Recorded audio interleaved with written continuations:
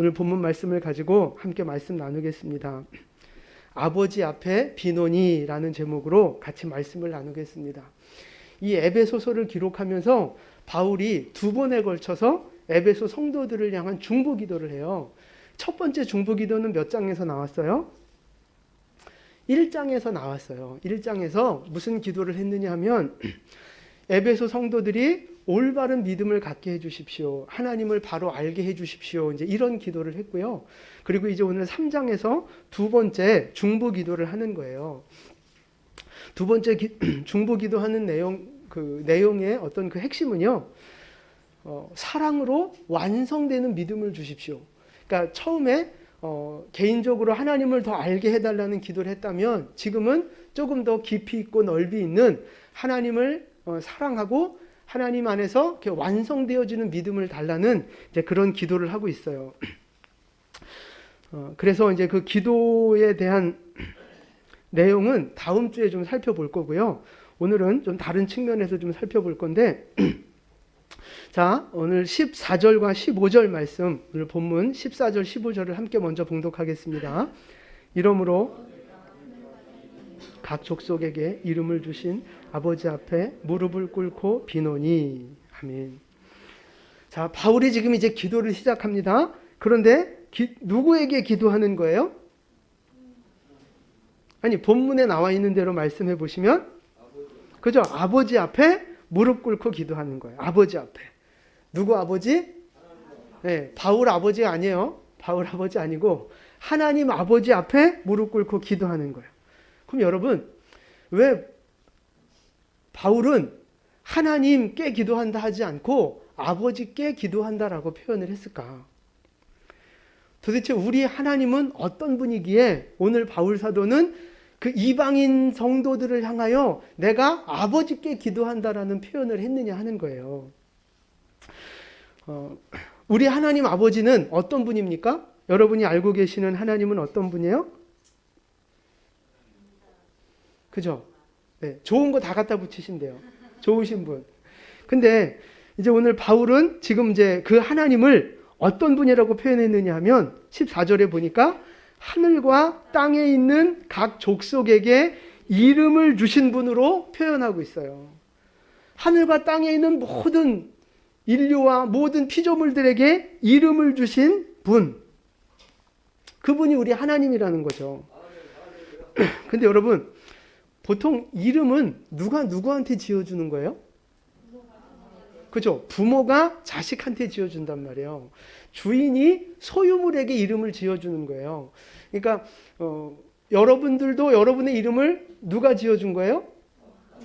우리 부모님이나 뭐 조부모님들이 다 지어주신 거란 말이에요. 여러분이 집에 뭐 애완동물 같은 거 기르시는 분들 뭐 다 그냥 그 개 키우시는 분들 야 이 개새끼야 이렇게 부르지 않잖아요. 여러분 집에 다 개 있는 분들 뭐라고 불러요? 그 뭔가 이름이 있잖아요. 뭔가 몽이도 있고 딸기도 있고 뭐 또 하여튼 뭐 잘 모르지만 하여튼 있단 말이에요. 근데 그 이름은 누가 지은 거예요?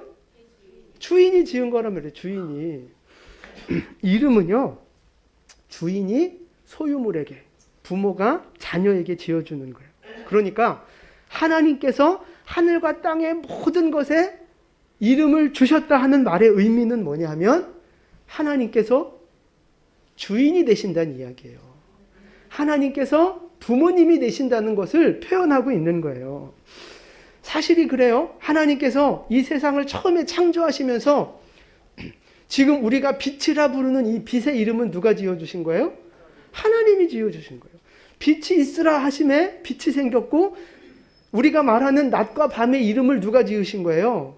하나님이 지어주신 거예요. 바다의 이름도 하늘의 이름도 광명체의 이름도 전부 다 하나님이 지어주신 거라고요. 하나님이. 그러니까 하나님이 모든 세상의 주인 되시고 낳게 하신, 존재하게 하신 부모 되신다 하는 것을 지금 설명해 주고 있는 거예요. 하나님이 온 세상의 주인이시요, 창조주이시요, 부모이시요, 통치자이십니다. 통치자. 근데 이제 중요한 건 그거예요. 이 전능하신 하나님이, 이 모든 것을 존재하게 하신 그 하나님이 나하고 무슨 상관이 있는 거예요? 나하고 어떤 관계예요? 아버지 된다는 거야, 아버지. 전능하신 하나님이 전능하신긴 한데 그분이 나하고 아무 상관없으면 그게 무슨 의미가 있느냐 하는 거예요. 지금 삼성이 그 작년 그 배당 금액 우리나라 그 최고 배당 받았다고 신문에 나왔거든요. 뭐 어쩌라고. 뭐 임원 평균이 68억이래요. 배당금 받은 게 1년 68억. 뭐 어쩌라고. 여기 삼성 임원 계신 분 계세요? 아무 상관없는 거예요, 나랑. 아니, 거기 삼성이 돈이 많으면 뭐해. 물론 국가를 위해, 경제를 위해 좋은 일 하지만 개인적으로 나랑은 아무 상관이 없다고요. 마찬가지예요. 하나님이 전능하세요. 창조주세요. 근데 그분이 나랑 아무 상관이 없다면 그게 무슨 의미가 있냐고요. 근데 중요한 건 뭐냐. 그 전능하신 창조주 하나님이 나의 아버지 되신다는 거예요. 전능하신 전지하신 그 위대하신 하나님이 나를 지으신 분이고 나를 보호하시는 분이고 나를 양육하시는 분이고 나의 걸음을 인도하시는 분이고 아무도 아멘을 안 하시는 거예요. 다시 할게요. 그 전능하신 하나님이 바로 나의 인도자 되시고 나의 보호자 되시고 나의 양육자 되시고 나의 공급자 되시고 나를 사랑하시는 아버지 되신다 하는 말씀이에요. 할렐루야. 바울이 에베소 교인들에게 왜 이렇게 기도를 시작하고 있을까 하는 거예요. 왜요? 보통 그 우상을 섬기는 이방 신들을 섬기는 사람들이 생각하는 우상, 그 신은 어떤 존재예요? 두려운 존재. 인간보다 당연히 능력은 많죠. 그런데 어떤 존재냐? 두려움의 대상이에요. 멀리 떨어져 있는 감히 인간이 범접할 수 없는 그런 어떤 그 절대자로 인간과는 그 상관이 없는 이제 그런 두려운 존재로만 인식하고 있단 말이죠. 높이 계시고 멀리 계신 그냥 신일 뿐이에요. 그런데 우리 하나님은 그렇지 않다는 걸 지금 말해주고 있는 거예요. 우리 하나님은 어떤 분이에요? 아버지요, 아버지. 멀리 계신 분이 아니라고요. 내가 손댈 수 없는, 가까이 할 수 없는 그런 분이 아니라고요. 우리가 날마다 집에 들어가면 아버지 만나듯이 그 하나님이라고. 하나님, 나에게 이름을 지어주신 하나님. 그 말은 나를 너무너무 잘 아신다는 거예요. 나의 이름을 지어주실 만큼 나를 너무도 잘 아시고 나를 사랑하시고 나를 존재케 하신 우리 하나님 아버지. 두려운 분이요, 멀리 떨어져 있는 분이요, 내가 범접할 수 없는 분이 아니라 너무너무 나를 사랑하시고 나와 함께 하시는 우리 아버지 하나님. 지금 그 말을 하고 있는 거라고요. 그래서 여러분, 너무 상식적인, 우리 그 신앙에서 너무 상식적인 거지만 하나님은 전능하신 신이면서 동시에 우리의 아버지 되시는 분이에요. 근데 이 이야기를 왜 드리느냐? 우리가 자꾸만 까먹는다 이 말이에요. 자꾸만. 뭐 그 사도신경 같은 거 할 때 뭐 맨날 고백하는 게 뭐예요? 전능하사 천지를 만드신 하나님 아버지를 내가 믿사오며. 주기도문은 또 뭐예요? 하늘에 계신 우리 아버지요. 우리가 맨날 고백하는 거라고요. 맨날 다 아는 거라고요. 근데 여러분, 우리는 그걸 입으로는 늘 고백하면서 머리로는 알지만 진짜 그게 내 믿음으로 자리 잡고 있느냐 하는 거예요. 여러분, 진짜 하나님의 전능하심을 믿으십니까? 아니, 그냥 예의상 아멘 하지 마시고 여러분 진짜 믿음으로 그 답해 보셔야 돼요. 하나님이 진짜 전능하시다는 사실을 믿으십니까? 그 전능하신 하나님이 내 아버지 되신다는 사실을 여러분 믿으십니까? 그런데 왜 문제가 생기면 낙심하냐고요. 말이 안 되잖아요. 하나님의 전능하심이, 그 전능하신 하나님이 나를 죽기까지 사랑하시는데 내 안에 문제가 생기고 뭐 시험에 떨어지고 병에 걸리고 뭐 안 좋은 일이 생기면 하나님이 그걸 해결하실 능력이 없어요? 하나님이 나를 돌보시지 않아서 이런 일이 벌어진 거예요? 아니잖아요. 모든 문제보다 크신 하나님, 나를 내 머리카락까지 세실 만큼 나를 사랑하시고 관심 있게 돌보시는 하나님. 그럼 이 문제가 생겨도 뭐가 문제예요? 문제가 없는 거예요. 문제가 아닌 거죠. 그럼 진짜 뭐가 문제예요? 내가 문제인 거예요. 하나님의 전능하심을 바라보지 않고 하나님의 사랑하심을 믿지 않는 내가 문제인 거지, 그 문제가 아니라는 말씀입니다. 우리는 이 사실을 너무나도 많이 잊고 산다 하는 거예요. 여러분, 우리 가운데 있는 문제들 지금 힘들고 어려워도 괜찮습니다. 우리 아버지 되시는 하나님께서 우리 안에 새 일들을 행하시며 이 모든 문제들을 해결해 주실 것입니다. 극복하게 하시고 넘어가게 하시고 우리로 말미암아 승리하게 하실 줄 믿으시기 바랍니다. 지금 여러분이 겪고 있는 문제들 중에 하나님이 해결하지 못하실 문제가 어디 있어요? 한번 얘기해 보세요. 하나님이 여러분을 사랑하지 않아서 허락하신 고난이 있다면 한번 얘기해 보세요. 뭐가 있어요? 없잖아요. 뭘 생각해요. 생각할 것도 없지. 뭘 그걸 생각해 봐요. 아무것도 없다고요. 고로 우리 인생의 모든 문제들은 하나님의 손안에 다스림 안에 있음을 믿으시고 여러분 믿음으로 끝까지 승리하는 여러분 되시기를 축복합니다. 하나님은 절대 우리를 그냥 내버려 두지 않으신다고요. 자, 말씀 하나 볼게요. 요한복음 14장 18절 말씀이에요. 함께 봉독합니다.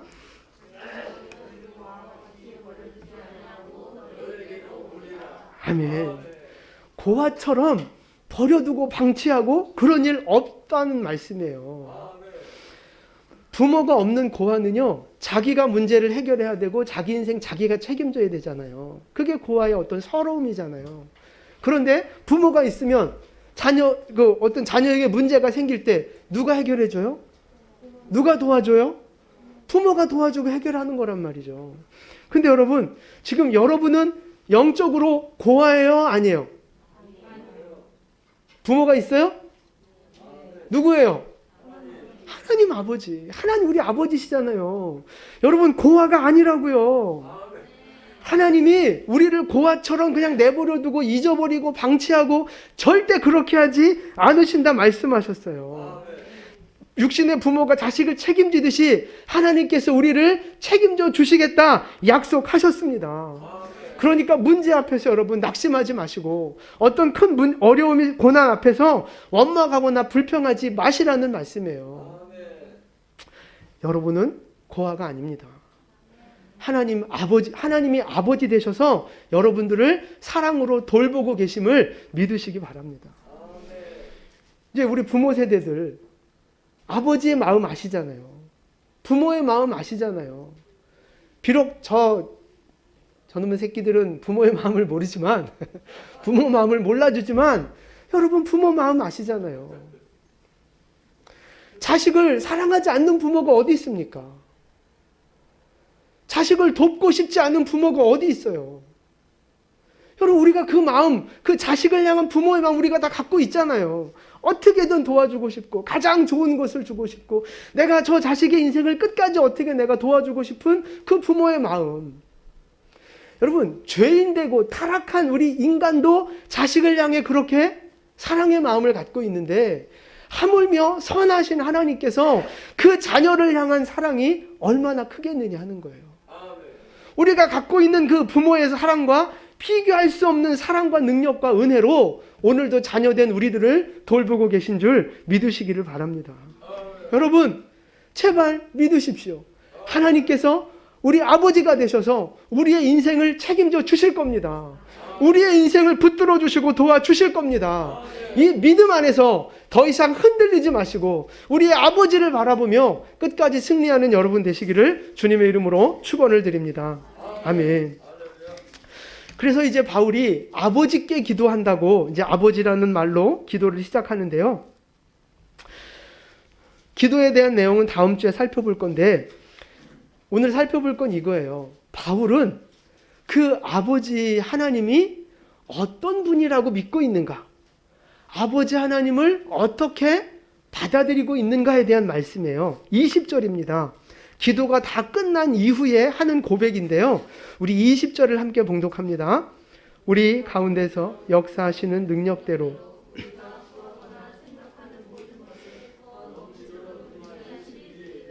아멘. 자, 바울은요, 그 하나님 아버지를 지금 어떤 분이라고 고백하고 있어요? 우리가 구하는 거나 생각하는 그 모든 것보다 더 넘치도록 주시는 분이라고 지금 고백하고 있어요. 하나님은 내가 구하는 것만큼만 주시는 분이 아니라고요. 내가 필요한 것만큼만 주시는 분이 아니라고요. 차고도 넘치도록 부어주시는 분이에요. 아멘이 약할 줄 알았어, 내가. 자, 여러분, 하나님이 잘 보세요. 전능하신 하나님의 능력으로 구한 것보다 넘치게 해주신 사건이 성경에 하나 나와요.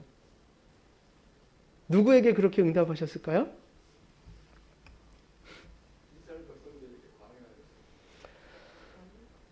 그거보다 더 능력으로 넘치도록 베풀어 주신 사건이 있어요. 그거보다 더 넘치도록 부어주신 사건. 물론 많이 있지만, 만나도 마찬가지고 넘치도록 부어주신 건데, 제가 생각할 때 그거보다 더 넘치도록 부어주신 사건이 있어요. 그게 뭐냐면, 네? 뭐 만나나 메추라기나 다 도찐겠지. 솔로몬이 왕이 됐을 때 하나님 앞에 일천번제를 드리며 기도해요. 그때 솔로몬이 기도했던 기도의 내용이 뭐예요? 그렇죠? 우리 역대하 1장 10절 말씀 우리 함께 봉독합니다. 주는 이제 내게 지혜와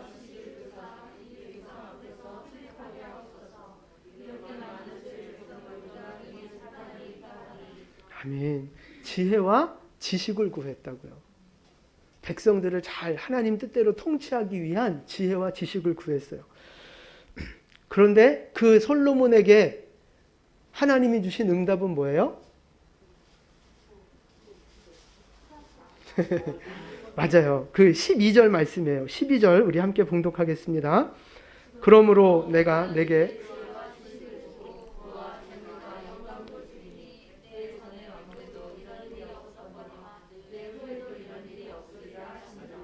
아멘. 솔로몬이 구한 것 지혜와 지식을 주셨을 뿐만 아니라 부와 재물과 영광을 넘치도록 주셨어요. 그런데 그것이 이전에도 그런 왕이 없었고 이후에도 그런 왕이 없을 소위 말한 전무후무한 그런 응답으로 넘치는 복으로 하나님이 솔로몬을 채워주셨다 하는 것입니다. 하나님이 솔로몬에게만 넘치는 은혜를 주실까요? 아니죠. 하나님은 원래 그런 분이에요. 또 하나, 이제 하나님이 솔로몬에게는 전능하신 신으로 신적인 능력으로 넘치도록 부어주셨다면 아버지의 입장에서 하나님께서 아버지의 입장으로 넘치도록 부어주시는 그런 말씀이 나와요. 이건 실제 사건은 아니고 비유인데 무슨 이야기에서 그 하나님 아버지의 사랑을 느낄 수 있을까요? 그렇죠. 누가복음에 나오는 탕자의 비유. 탕자가 재산을 다 탕진하고 결국 어디로 가요? 그 돼지 우리 이제 치우면서 돼지밥 같이 나눠 먹잖아요. 그때 이 탕자가 이제 그 집으로 돌아가야 되겠다. 그제서야 아버지 생각하고, 그러니까 여러분, 애들은 좀 개고생 좀 해봐야 돼요. 그래야 부모 소중한 줄 알고, 그래야 좀 철도 들고 그러는 거예요. 그러니까 애들 너무 고생 안 시키려고 막 오냐 막 이렇게 키우지 마시고, 조금 이렇게 좀 고생 좀 시키세요. 그래야 철 들어요.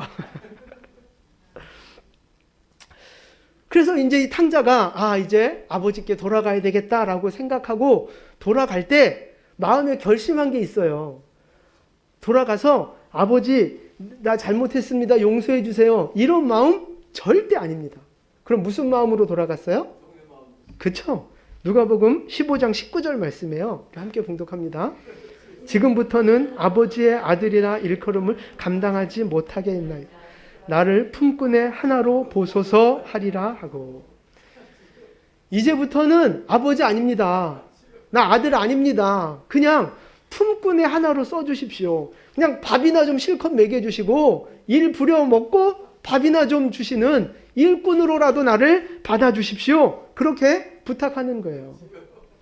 근데 그 아버지는 그 아들에게 어떻게 베풀어요? 그죠? 좋은 옷을 입혀주고 손에는 반지를 끼워주고 발에는 신을 신겨주고 살찐 송아지를 잡아서 잔치를 벌여준단 말이죠. 종으로 받아주는 거 그게 웬 말입니까? 다시 그 집을 떠나기 이전에 아들의 모습으로 완전하게 회복시켜 주시는 거예요. 이 탕자가 구하고 바라고 생각했던 것보다 넘치는 은혜를 아버지가 부어주시는 거죠. 여러분, 이게 바로 우리 하나님 아버지의 사랑이라고 하는 것입니다. 하나님은 원래 충만하신 분이에요. 하나님은 원래 부족함이 없으신 분이에요. 그래서 차고 넘치도록 부어주시는 분이라고요. 바울은 그 사실을 분명하게 알고 믿고 있는 거예요. 그래서 바울은 오늘 그 20절에 그 고백을 하고 있는 겁니다. 하나님은 우리가 구하거나 생각하는 모든 것에 넘치도록 부어주시는 분입니다. 할렐루야. 근데 여러분, 이것이 바울의 믿음이고 고백인데 과연 나도 그렇게 생각하고 나도 그렇게 믿고 있느냐 하는 거예요. 여러분, 지금 바울과 똑같은 믿음을 갖고 계십니까? 바울처럼 하나님은 그렇게 넘치도록 부어주시는 분이라고 생각하고 계시느냐 하는 거예요. 그거 봐, 3분밖에 없잖아요. 아멘 하신 분이 3분. 그럼 나머지 분들은 하나님은 인색하시고 잘 응답하지 않으시는 분이라고 생각하는 거죠? 뭐예요? 대답이 없어요. 하나님은 이론적으로, 성경적으로 풍성하신 분, 넘치도록 채워주시는 분인데 실제 여러분 삶 속에서 그 넘치는 사랑, 그 넘치는 하나님의 공급하심 여러분 지금 경험하고 계시느냐 하는 거예요. 많은 분들이, 물론 그런 분도 계시지만 많은 분들이 하나님은 인색하신 분, 하나님은 잘 응답하지 않으시는 분으로 생각하는 경우가 참 많다는 거예요.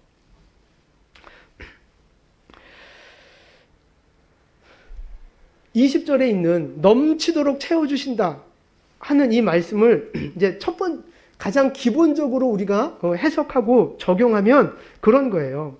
나는 작은 것을 구했는데 하나님은 큰 것으로 채워주시는 거죠. 나는 조금 구했는데 하나님은 많은 것으로 부어주시는 거예요. 솔로몬에게 그렇게 하셨던 것처럼, 탕자에게 그렇게 하셨던 것처럼. 넘치도록이라는 말이요, 그 문법적으로 보면 비교급을 썼는데 비교급 중에서도 최상급 비교급을 써서 표현한 거예요. 넘치도록. 그러니까 무슨 말이냐면 측량할 수 없을 만큼 가장 좋은 것으로, 최고의 것으로, 최고의 양으로, 이제 그런 의미가 있는 거예요. 넘치도록 채워주신다는 말이 최상급의 표현이라고요. 그러니까 하나님은 기본적으로 우리가 작은 걸 기도해도 넉넉한 것으로, 가장 좋은 것으로 우리를 채워주시는 분이라는 거예요.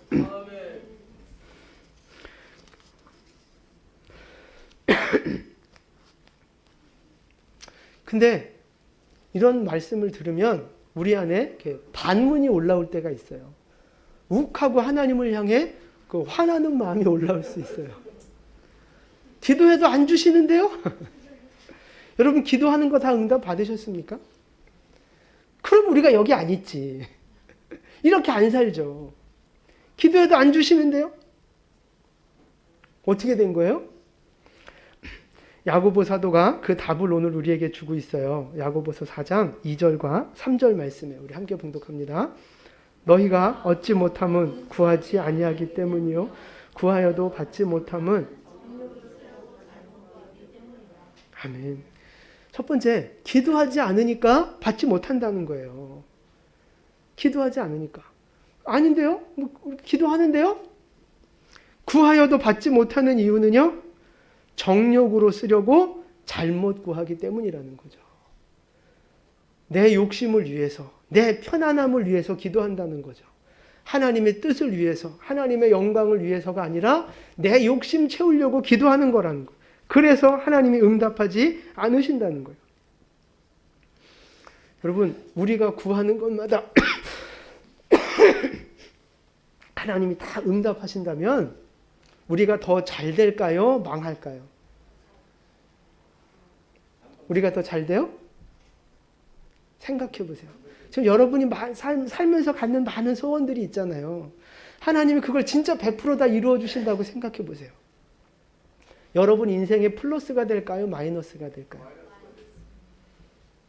여러분 망합니다. 잘못하면 지옥 갈지도 몰라요. 내가 구하고 생각하는 거 다 응답되지 않는 게 응답이고 축복입니다.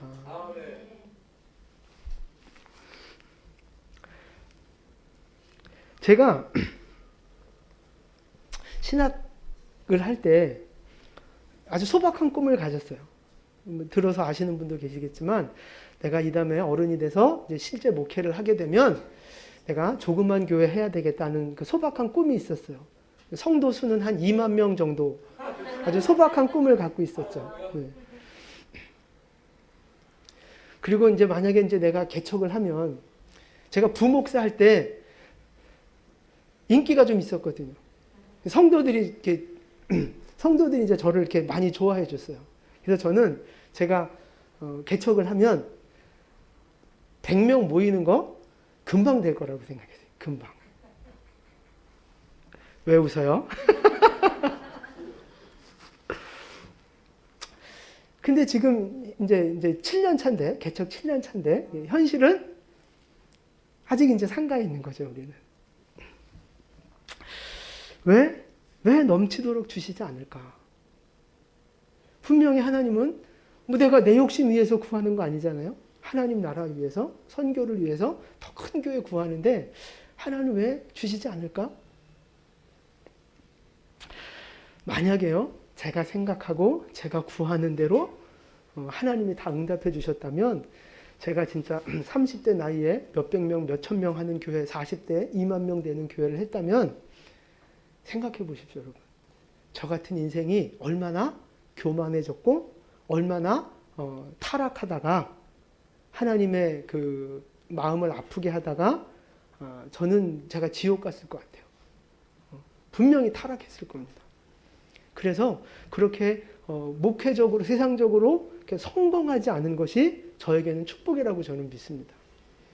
이 작은 교회 목회를 하면서 큰 교회에서 수많은 사람들 앞에서 설교하는 것보다 한 생명 한 생명의 삶을 살피고 마음을 살피면서 그들을 위해 기도하고 그들을 이렇게 내가 기도와 말씀으로 섬긴다는 것 자체가 저는 하나님 보실 때 그게 더 올바른 목회자의 모습이라고 생각하는 거죠. 제가 다듬어져 가고 있고 제가 하나님 앞에 더 성장해 가고 있는 거예요. 여러분, 제가 2만 명 목회한다고 하나님이 그거 기뻐하시고 영광 받으시겠어요? 그것보다 나 한 사람의 인생이 주님 앞에 아름답게 다듬어져 가는 것을 하나님은 더 기뻐하신다고 믿습니다. 뭐 여러분도 마찬가지 아니겠어요? 여러분의 인생도 생각해 보세요. 여러분이 생각하고 꿈꾸는 인생이 있었을 거예요. 젊었을 때부터. 그리고 지금도 5년 뒤, 10년 뒤는 내가 어떻게 되면 좋겠다라고 꿈꾸고 기도하는 삶의 모습들이 있지 않습니까? 분명히 여러분이 10년, 20년 전에 오늘의 모습을 꿈꾸진 않았을 거예요. 그리고 10년, 20년 뒤에도 내가 오늘처럼만 살면 되게 소원이 없겠다. 뭐 이런 사람은 별로 없을 거예요. 더 나은 삶, 더 좋은 삶을 꿈꾸고 있단 말이죠. 기대한단 말이죠. 근데 우리의 실제 현실은, 우리의 삶은 어때요? 많이 힘들고 어렵고 눈물 나는 일들이 많은 것이 우리의 현실이란 말이에요. 현실. 그럼 왜 하나님은 넘치도록 채워주시지 않느냐 이 말이에요. 내가 물질을 위해 기도하고 내가 좋은 학벌을 위해 기도하고 더 사업의 번창을 위해서 기도하고 자식들을 위해서 기도하고 하는데 왜 하나님은 넘치도록 채우시지 않는 거예요?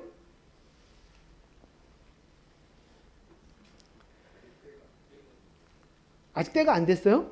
그럼 우리 맹집사님 몇 살쯤 돼야 하나님이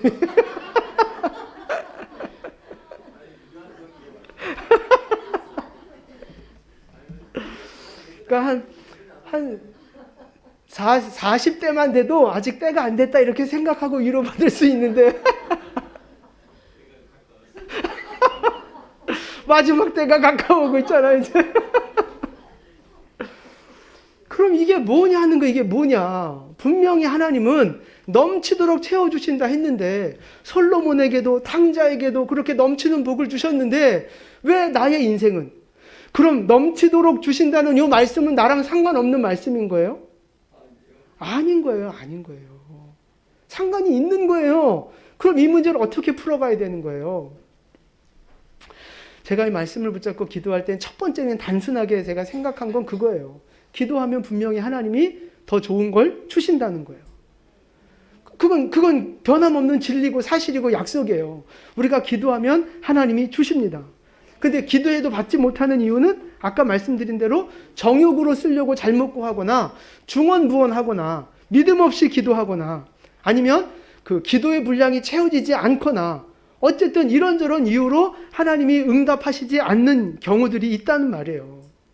또 때로는 이 고난 자체가 나에게 필요하고 유익하기 때문에 하나님이 아직 고난의 시간을 허락해 주신 경우도 있고요. 뭐 여러 가지 케이스가 있죠. 저 여기까지만 생각했어요. 여기까지만. 하나님이 넘치도록 좋은 걸 주시는데 우리가 기도가 부족하고 나한테 문제가 있기 때문에 안 주신 거다. 내가 똑바로 정신만 차리고 기도하면 하나님이 분명히 넘치도록 최고의 것으로 채워주실 것이다.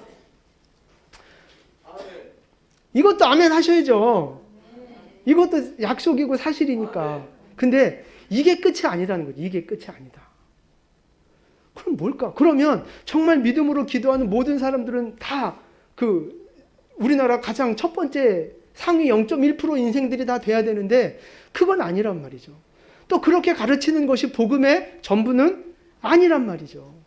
그럼 뭘까? 제가 이 말씀을 붙잡고 기도하는데 하나님이 주신 감동이 이제 그거예요. 뭐냐면 하나님은 차원이 다른 것으로 우리에게 주신다는 거예요. 차원이 다른 것으로. 그러니까 여기서 말하는 넘치도록 최고의 것으로 가장 좋은 것으로 주신다는 말씀은 차원이 다른 것으로 응답하신다는 말씀이에요. 그러니까 우리가 1차원적인 것을 구해도 하나님이 주시는 것은 3차원, 4차원의 것을 주신다는 거죠. 내가 육신적인 것을 구하지만 하나님이 주시는 것은 영적인 것으로 주신다는 거예요. 내가 원하는 거, 내가 이기적으로 생각하는 그런 기도의 제목, 그런 것을 구하지만 하나님이 주시는 것은 하나님께 영광이 되는 것을 주신다는 거죠. 나에게 영광이 되는 것이 아니라 하나님께 영광이 되는 것으로 주신다는 말씀이에요. 그래서 아까 제가 말씀드렸던 저의 젊은 시절의 어떤 꿈과 소망들, 바로 그게 그거예요. 그게 사실은 허울은 좋지만, 말은 좋지만 다 마음속에 누구 위해서 그런 생각한 거예요.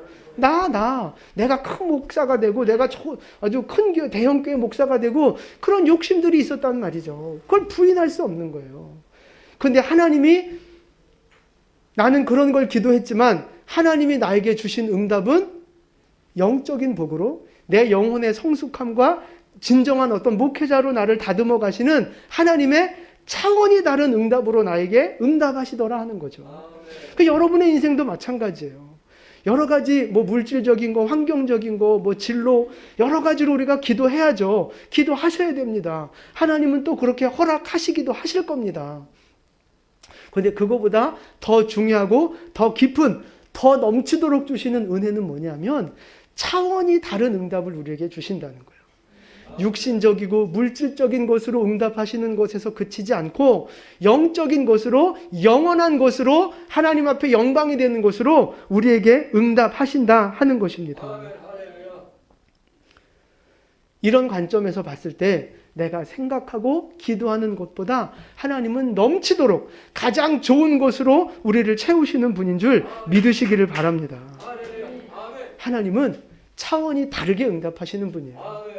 내 수준에서 하나님은 속지 않으시거든요. 내 수준에서 내가 기도하는 거 하나님은 사실 다 아십니다. 그대로 응답하시면 오히려 우리의 영혼의 마이너스가 된다는 걸 주님은 아신다고요. 그래서 차원이 다르게 가장 좋은 것으로, 영적인 것으로, 영원한 것으로 우리에게 응답하시는 분입니다. 그래서 이제 오늘 말씀의 결론은 그거예요. 하나님은 육신적으로도 그렇고 영적으로도 그렇고 어쨌든 우리에게 가장 좋은 것으로 채우시는 아버지 하나님이라고 하는 사실입니다. 빌립보서 4장 19절 말씀이에요. 빌립보서 4장 19절 우리 함께 봉독하겠습니다. 나의 하나님이 그리스도 예수 안에서 영광 가운데 그 풍성한 대로 너희 모든 쓸 것을 채우시리라. 아멘. 모든 필요한 것들을 하나님은 채우시는 분입니다. 영적인 거든 육적인 거든 하나님은 어쨌든 우리의 필요를 채우시고 우리에게 가장 좋은 것으로 공급하시는 하나님 아버지 되시는 분인 줄 믿으시기를 바랍니다. 그래서 이제 오늘 말씀의 결론이에요. 그래서 하나님은 전능하신 분이고 하나님은 우리에게 가장 좋은 것을 주시는 아버지이시고 내가 구하는 것보다 더 많은 것으로 풍성하게 주시는 분이세요. 그러면 이 절대적인 진리가 나랑 무슨 상관이 있는 거예요? 나랑 상관이 있어야 되잖아요. 내가 어떻게 해야 되는 거예요? 기도해야 되는 거예요. 여러분 이게 우리의 결론이 돼야 돼요. 기도하는 사람이 돼야 된다고요. 전능하신 하나님께 나에게 가장 좋은 것을 주시는 아버지께 내가 구하는 것보다 더 넘치도록 주시는 우리 하나님 아버지께 이제 우리가 해야 할 일은 믿음으로 기도하는 일이라고요. 예수님이 구하고 찾고 두드리라 말씀하셨잖아요. 사무엘 선지자도 기도를 쉬는 것은 범죄라고 고백했잖아요. 내가 기도를 쉬는 죄를 범치 않겠다고 고백했잖아요. 여러분 이게 우리의 고백이 되어져야 할 줄로 믿습니다. 하나님이 아무리 좋은 것을 주시는 분이고 그럴 능력이 있다면 그런 능력이 있다 해도 내가 기도하지 않으면 그게 무슨 소용이 있느냐고요. 그래서 지금까지 하나님이 이런 분이라고 우리에게 여러분에게 소개해드린 이유는 이제 우리의 할 일이 기도라는 거예요. 우리가 하나님 앞에 믿음으로 이 바울과 같은 믿음을 갖고 기도할 때 하나님께서 우리의 모든 삶을 영육의 삶을 넘치도록 채워주실 줄 믿으시기를 바랍니다. 그 믿음을 갖고 기도하는 기도의 일꾼들로 우리 모두가 다시 한번 전진하고 승리하는 여러분 되셨으면 좋겠습니다. 나라와 민족을 위해 기도할 때입니다. 교회와 한국 교회를 위해서 여러분의 가정과 다음 세대 자녀들을 위해서 지금이 바로 기도할 때입니다. 여러분 기도 응답되지 않은 것이 많다고 해서 낙심하지 마십시오. 하나님은 반드시 차원이 다른 쪽으로 더 좋은 것으로 우리에게 최고의 것으로 채워주실 것입니다. 그 믿음을 갖고 오늘부터 다시 한번 기도하는 용사들로 도전하고 전진하는 우리 영과 함께 모든 성도님들 되시기를 예수님의 이름으로 축원을 드립니다. 아멘. 기도하겠습니다.